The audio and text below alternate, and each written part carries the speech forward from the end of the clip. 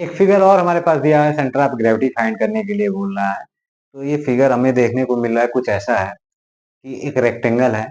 Rectangle की size जो हमारा क्या है, 10 सेंटीमीटर एंड 12 सेंटीमीटर। ठीक है। इस रेक्टेंगल में एक्स एक्सिस से, मतलब इसे बीच से जब कट किया गया, जो इसका एक्स एक्सिस है, एक्स एक्सिस से 4 सेंटीमीटर नीचे और 3 सेंटीमीटर राइट पार्ट। ठीक है, वाई एक्सिस से राइट पार्ट में ये इतना पार्ट काट करके निकाल लिया गया। तो कह रहा है कि शेष बचे हुए पार्ट्स का सेंटर ऑफ ग्रेविटी कहाँ होगा, ये बताना है। तो देखिए, ये 10 सेंटीमीटर है, ये 12 सेंटीमीटर है।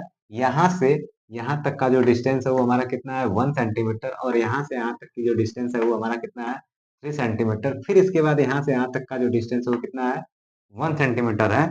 और इसकी जो डेप्थ है वो कितना है, 4 सेंटीमीटर है। फिर इसके बाद बचे हुए पार्ट्स का जो हाइट है या डेप्थ कह सकते हैं, वो कितना हमारा 2 सेंटीमीटर है। तो चलिए इसके लिए हम लोग सेंटर ऑफ ग्रेविटी फाइंड करते हैं। तो यहाँ पे अगर देखा जाए तो सेंटर ऑफ ग्रेविटी हमें क्या कहेगा। ठीक है, दो रेक्टेंगल है, दोनों रेक्टेंगल है। ठीक है, अगर हमें दोनों पार्ट्स का निकालने के लिए अगर कहता तो हम एक बार सोचते भी। ठीक है, लेकिन यहाँ पे एक पार्ट्स हमारा काट करके निकाल लिया, बाहर हटा लिया, रिमूव कर दिया। जब रिमूव किया ये पार्ट, तो इसकी सीजी हमारा क्या होगा, सब्ट्रैक्ट हो जाएगी। तो चलिए यहाँ पे हम लोग देखते हैं। तो इसका फॉर्मूला अगर हम यहाँ पे अप्लाई करेंगे तो हमारा क्या आ जाएगा, X bar equal to, suppose that ये हमारा सेक्शन 1 हो गया और ये हमारा सेक्शन 2 हो गया। ठीक है, तो इसका एक्स बार इक्वल टू हमारा फॉर्मूला क्या आ जाएगा, a1 x1 minus a2 x2 upon a1 minus a2। और y बार इक्वल टू आ जाएगा a1 y1 minus a2 y2 upon a1 minus a2। Formula तो ये हो जाएगा। और सारे फिगर में क्या होता था कि हर एक पार्ट्स एक दूसरे से जुड़े रहते हैं, इसलिए उनको ऐड कर दिया जाता था। यहाँ पे क्या हो रहा है कि एक ही पार्ट से काट करके निकाल दिया जाएगा। जब काट करके निकाल दिया जाएगा तो इसकी सीजी कहीं ना कहीं डिसबैलेंस होगी। ठीक है, किसी जहाँ पे सीजी आनी चाहिए वहां पर सीजी न आकर के हमारा सीजी क्या होगा, थोड़ा इधर उधर कहीं डिस्ट्रैक्ट तो होगी। ठीक है, तो चलिए फाइंड करते हैं। कार्टेशियन प्लेन में हमने, चलिए ठीक है, स्टेब्लिश कर लिया। तो इसका कार्टेशियन प्लेन हमारा मान लीजिए ये एक्स एक्सिस आ जाएगा, ये हमारा क्या आ जाएगा, वाई एक्सिस आ जाएगा। देन अगर हम बड़े वाले रेक्टेंगल की देखें तो बड़े वाले की सीधी हमारी कहाँ आएगी, समथिंग यहाँ पे आएगी। ठीक है, और इस छोटे वाले की सीधी हमारी कहाँ पे आएगी, समथिंग यहाँ पे आएगी। तो इसको भी हम लोग देख लेते हैं। ठीक है, तो अब इसकी सीधी हम लोग फाइंड करते हैं। तो यहाँ पे अगर हम देखें तो यहाँ से यहाँ तक की जो दूरी है वो हमारा क्या हो जाएगा, x1 हो जाएगा। और यहाँ से यहाँ तक की जो दूरी होगी वो हमारा क्या हो जाएगा, y1 हो जाएगा। क्लियर।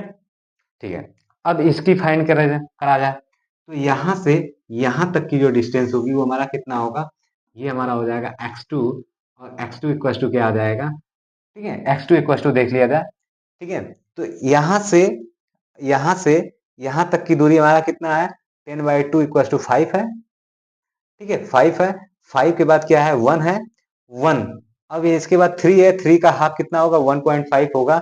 यानी 5 प्लस 6, 6 प्लस 1.5 कितना हो जाएगा, 7.5 हो जाएगा। यानी अब यहाँ पे हमारा देखा जाए तो x1 इक्वल टू हमारा कितना आ जाएगा, 5 सेंटीमीटर।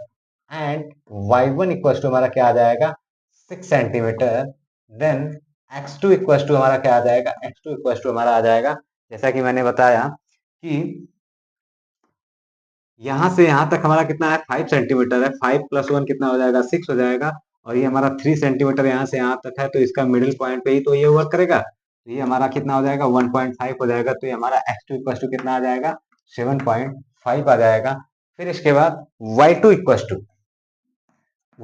टू अगर देखा जाए तो यहाँ से यहाँ तक की डिस्टेंस, ठीक है, ये हमारा क्या हो जाएगा, y2 हो जाएगा। यहाँ से यहाँ तक की डिस्टेंस हमारा कितना है, 2 है। और यहाँ से यहाँ तक का डिस्टेंस हमारा कितना है, 4 है। तो 4 डिवाइडेड बाई 2 हो जाएगा। यानी हमारा ये जो डिस्टेंस आएगा कितना, 4/2 आ जाएगा। तो यानी ये 2 हो गया और ये 2 हो गया, तो कितना हो जाएगा, y2 इक्वल टू 4 आ जाएगा।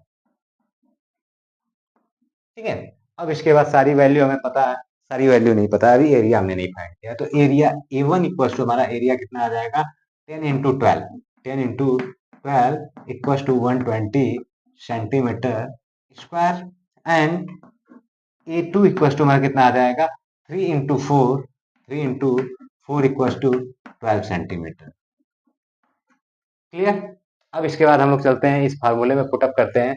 यहाँ पे हमारा x बार इक्वल टू कितना आ जाएगा 120 × x1 की वैल्यू 5 माइनस E2 की वैल्यू कितना है 12 इंटू x2 की वैल्यू कितना है 7.5 डिवाइड बाई 120 माइनस 12, ये हमारा हो गया x बार की वैल्यू।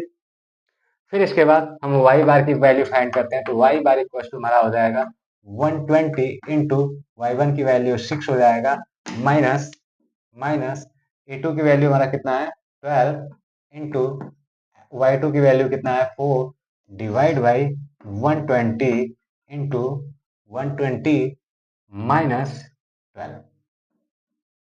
ठीक है, इतना आ गया। अब यहाँ से अगर हम लोग फाइंड करें तो x बार इक्वल टू हमारा कितना आ जाएगा, ये 600 और ये हमारा आ जाएंगे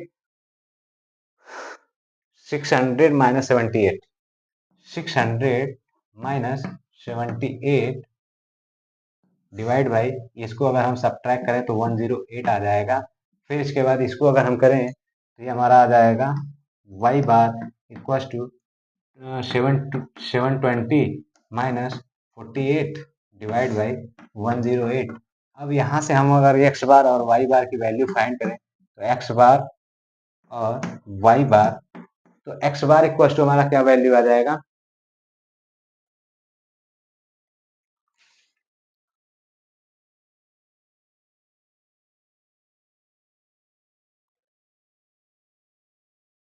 x बार इक्वल टू हमारा आ जाएगा 4.72 सेंटीमीटर और y बार इक्वल टू आ जाएगा 6.22 सेंटीमीटर। कितना आ जाएगा 6.22 सेंटीमीटर। ठीक है, ये हमारी वैल्यू x बार और y बार की वैल्यू आ जाएगा। क्लियर। तो ये हमारा हो गया x बार और y बार। तो यहाँ पे चलिए हम लोग फाइंड करते हैं कि इसका सेंटर ऑफ ग्रेविटी कहाँ फाइंड करेगा, तो ये देख लेते हैं। ठीक है, तो x बार इक्वल टू हमारा कितना आया 4.72, यानी यहाँ से यहाँ तक का डिस्टेंस हमारा कितना है 5 है, तो समथिंग समथिंग मान के चलते हैं, यहाँ पे हमारा x बार आ जाएगा। ठीक है, और y बार हमारा कितना है, यहाँ से यहाँ तक की जो डिस्टेंस हमारा कितना है 6 है, और समथिंग समथिंग यहाँ पे आएगा, तो यानी ये पॉइंट यहाँ जाएगा और ये पॉइंट यहाँ आएगा।